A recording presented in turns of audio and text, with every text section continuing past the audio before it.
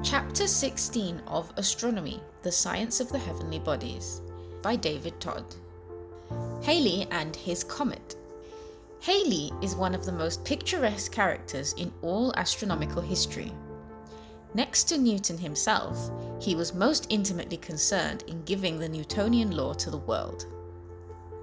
Edmund Halley was born, in brackets 1656, in stirring times. Charles I had just been executed, and it was the era of Cromwell's Lord Protectorate and the wars with Spain and Holland. Then followed, in brackets 1660, the promising but profligate Charles II, open bracket, who nevertheless founded at Greenwich the greatest of all observatories when Halley was 19, close bracket, the frightful ravages of the Black Plague, the tyrannies of James II, and the Revolution of 1688, all in the early manhood of Halley, whose scientific life and works marched with much of the vigour of the contending personalities of state. The telescope had been invented a half-century earlier, and Galileo's discoveries of Jupiter's moons and the phases of Venus had firmly established the sun-centered theory of Copernicus. The sun's distance, though, was known but crudely, and why the stars seemed to have no yearly orbits of their own corresponding to that of the Earth was a puzzle.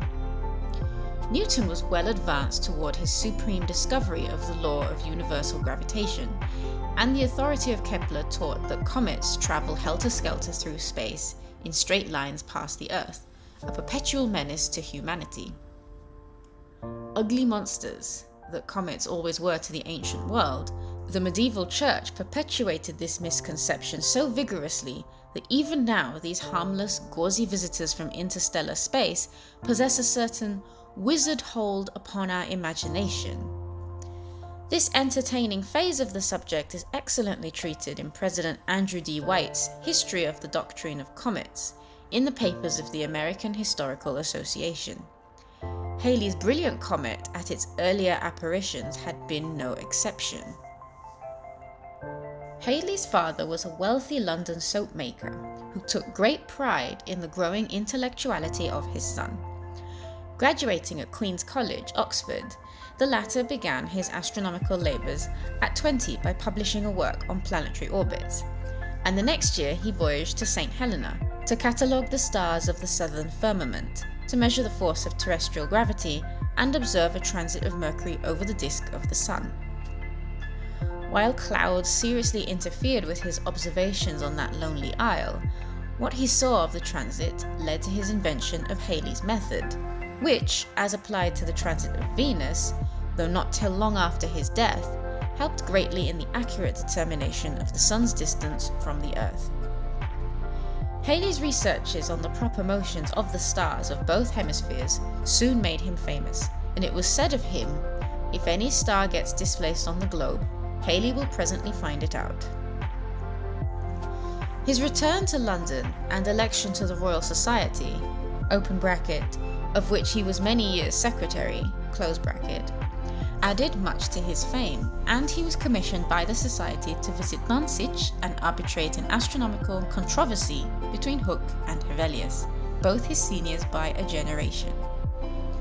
On the continent, he associated with other great astronomers, especially Cassini, who had already found 3 Saturnian moons, and it was then he observed the great comet of 1680, which led up to the famous event of Halley's life.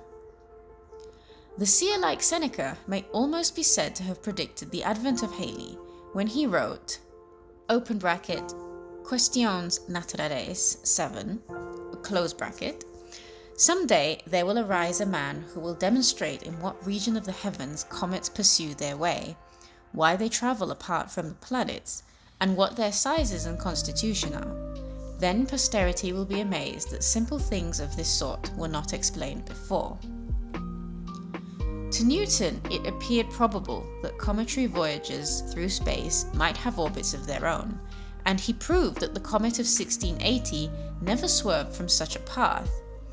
As it could nowhere approach within the moon's orbit, clearly threats of its wrecking the Earth and punishing its inhabitants ought to frighten no more. Halley then became intensely interested in comets and gathered whatever data concerning the paths of all these bodies he could find. His first great discovery was that the comets seen in 1531 by Apian and in 1607 by Kepler travelled round the Sun in identical paths with one he had himself observed in 1682. A still earlier appearance of Halley's comet, in brackets 1456, seems to have given rise to a popular and long reiterated myth of a papal bull excommunicating the devil, the Turk, and the comet.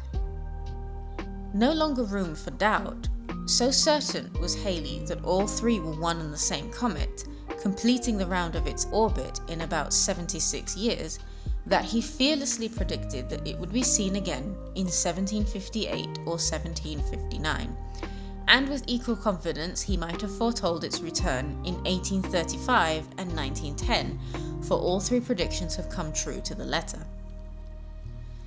Halley's span of existence did not permit his living to see even the first of these now historic verifications, but we in our day may emphatically term the epoch of the third verified return Annus Halianus.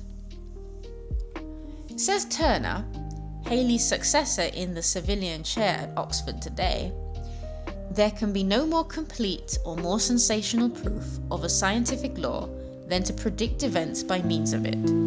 Halley was deservedly the first to perform this great service for Newton's law of gravitation, and he would have rejoiced to think how conspicuous a part of England was to play in the subsequent prediction of the existence of Neptune.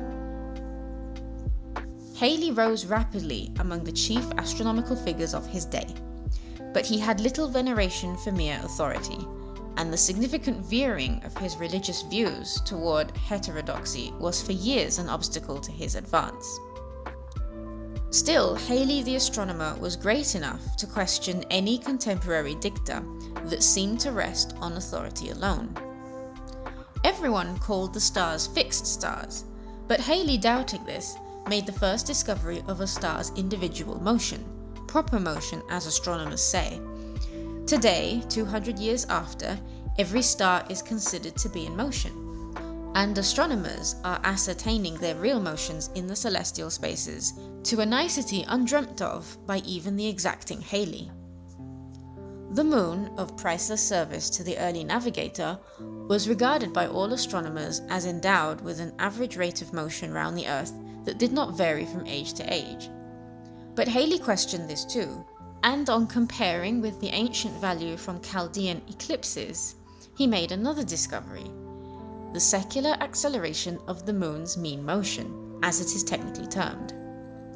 This was a colossal discovery in celestial dynamics, and the reason underlying it lay hidden in Newton's law for yet another century, till the keener mathematics of Laplace detected its true origin. With Newton, Halley laid down the firm foundations of celestial mechanics, and they pushed the science as far as the mathematics of their day would permit. Halley, however, was not content with elucidating the motion of bodies nearest the Earth, and pressed to the utmost confines of the solar system known to him. Here, too, he made a signal discovery of that mutual disturbance of the planets in their motion round the Sun, called the Great Inequality of Jupiter and Saturn. Halley's versatile genius attacked all the great problems of the day. His observation of the Sun's total eclipse in 1715 is the earliest reliable account of such a phenomenon by a trained astronomer.